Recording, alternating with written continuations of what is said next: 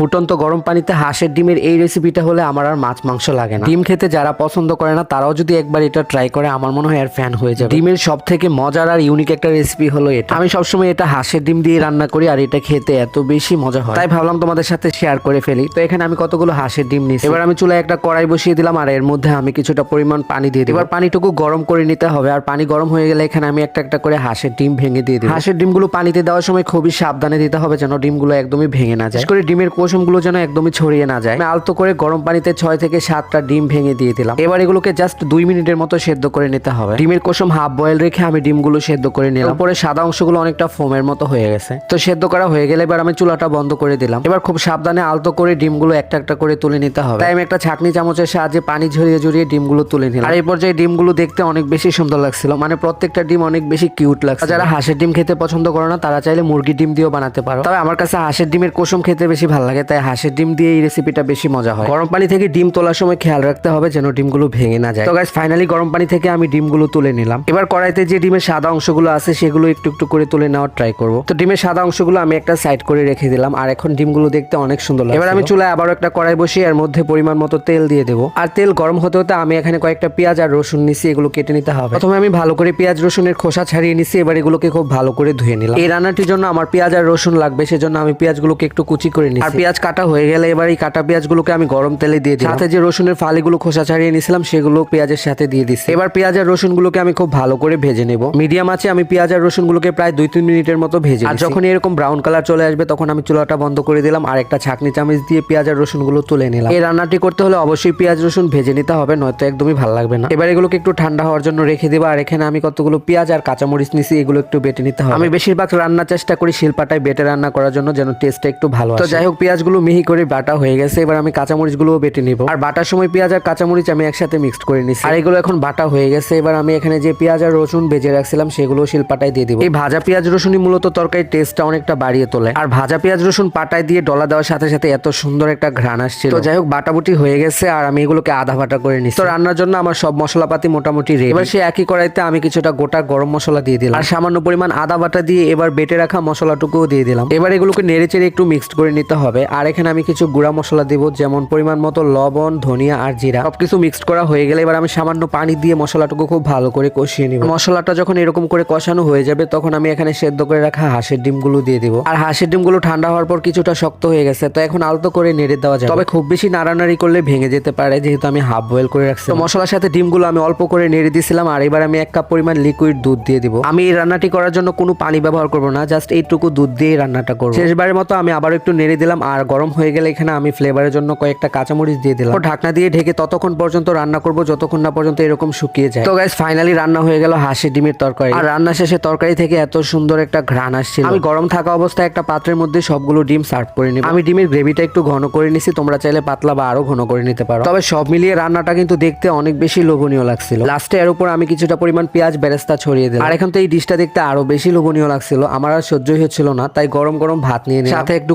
লেবু। এবার আমি ডিমের এই তরকারিটা নিয়ে নিব। আমার যেহেতু অনেক পছন্দ তাই আমি 2 পিস হাঁসের ডিম নিয়ে নিলাম, সাথে নিয়ে নিলাম কিছুটা পরিমাণ ঝোল। আর দেখো আমার খাবার ডিশটা দেখতে এখন কতটা সুন্দর লাগছে। আর দেরি নয়, প্রথমে আমি লেবু চেপে একটু রস নিয়ে নিলাম। আর ডিমগুলো দেখতে তো এত পরিমাণ কিউট লাগছিল আমার ভাঙতে ইচ্ছে করছিল না। আর ভাঙার পর ডিমের কুসুমের কালারটা এত বেশি সুন্দর ছিল, এটা মুরগির ডিম দিয়ে রান্না করা হলে এতটা সুন্দর লাগতো না। আর মাশাআল্লাহ আমার রান্না করা আজকে হাঁসের ডিমের তরকারিটাও খেতে এত বেশি মজা ছিল। আমার মনে হয় এইভাবে হাঁসের ডিম রান্না করলে যে কেউ অনায়াসে 2 প্লেট ভাত খেয়ে নিতে পারে। এটা এত বেশি মজা হয় খেতে, না খেলে জীবনেও বুঝবে। যদিও রান্নাটা একদমই সিম্পল, তবে খেতে অনেক বেশি ইয়াম। তো গাইস তোমাদের কাছে আমার আজকের রেসিপিটা কেমন লেগেছে অবশ্যই কমেন্ট করে জানাও। দেখা হবে নতুন কোনো ব্লগে, সে পর্যন্ত সবাই ভালো থেকো, সুস্থ থেকো। আল্লাহ হাফেজ।